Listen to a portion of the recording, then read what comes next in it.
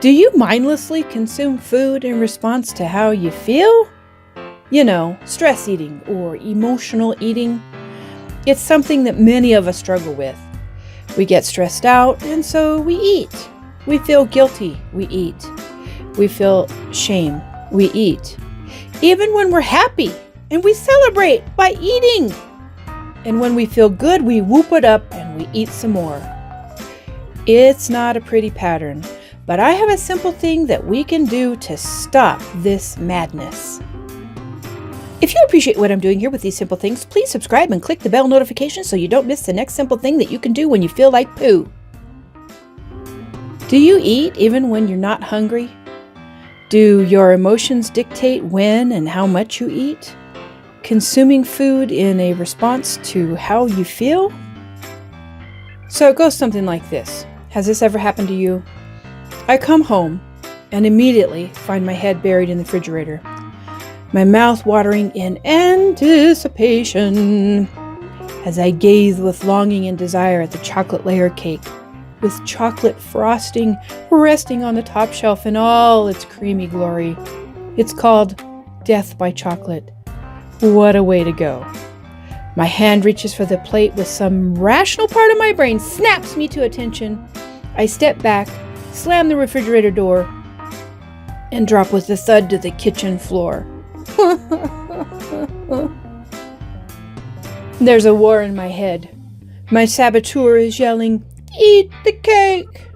The rational part of my brain is screaming back, "Don't listen to her! I just want everybody to shut up!" I know that I'm just stress eating. And I know why. I'm overwhelmed and anxious. My go-to is always food.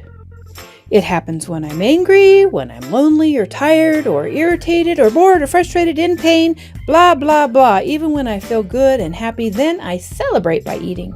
It starts with that little sugar monster, then a salty serpent slithers in and the greasy crunch dragon throws me to the ground. Please tell me I am not alone here. Hello? Anybody? I've looked 3 times and there's still nothing in the fridge to eat. So, what do I do with all this energy that says now, go look in the pantry? We can take a tip from the zebra who may have experienced the actuality of being chased by a lion. For a zebra, after the coast is clear and the danger has passed, well, when he hasn't been caught, the zebra releases their excess energy by rolling and running and shaking and trembling. They literally shake it off. The human sympathetic nervous system is quite well known. The famous and intelligently designed fight-or-flight mechanism built inside each and every one of us. It is amazing. It helps us to be able to adapt and overcome genuine life-threatening situations. But did you know that we are not designed to camp out here?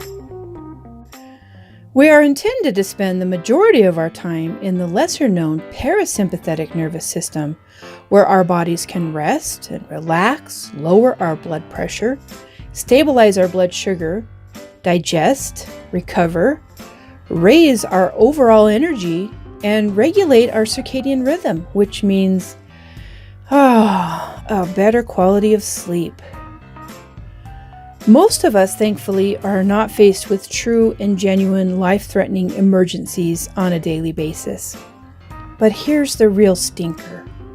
Our bodies and minds interpret all stress as a reason to activate our SNS. We have these hectic lives running from one thing to the next. Constant adrenaline hits from caffeine, deadlines, rush hour traffic, and worry over so many things. Like that zebra we just talked about, our SNS mobilizes to handle all this stress. Even these imagined stressors activate our fight or flight mode. Our hypothalamus gives the order, "Send in the stress hormones," triggering our body's fight or flight response.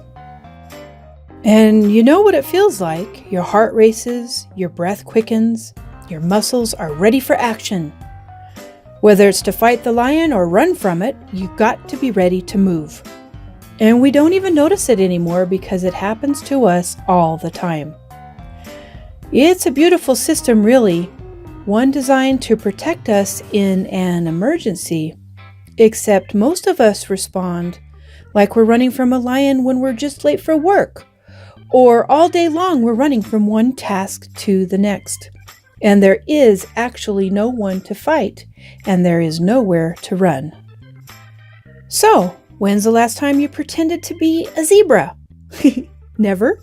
Well, this is a simple thing called the Sympathetic Nervous System Body Shakeout, or the SNSBSO. So here's how you do it. It's simple. Start by shaking your wrists. Don't be wimpy here. Really shake them. Now shake your wrists and your elbows. Add in your shoulders.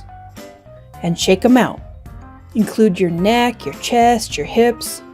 Bounce and move your knees. Shake out your ankles. You know, like a zebra or a puppy. Shake your whole body, and when you feel you've given yourself a thorough shaking, complete the SNSBSO by bending forward from the hips and shaking out your jaw, your shoulders, and your arms. Did you ever notice how much tension you hold in your jaw? Let your mouth hang open and even relax, and shake out your tongue. Yes, it's ridiculous. When you feel ready, slowly straighten back up to a standing position. Take a deep breath, relax, smile, and sigh out slowly. How do you feel now? Well, I'm giggling because I'm sure we all look pretty darn ridiculous, but hey, it worked. And it took a mere minute to do. Well, did you do it? Now that our nervous systems have calmed down, we can decide to forgo that beautiful chocolate cake and have a cup of tea instead. Next time you find yourself tempted to eat cake when you're stressed out, try the SNSBSO and let me know how it works for you.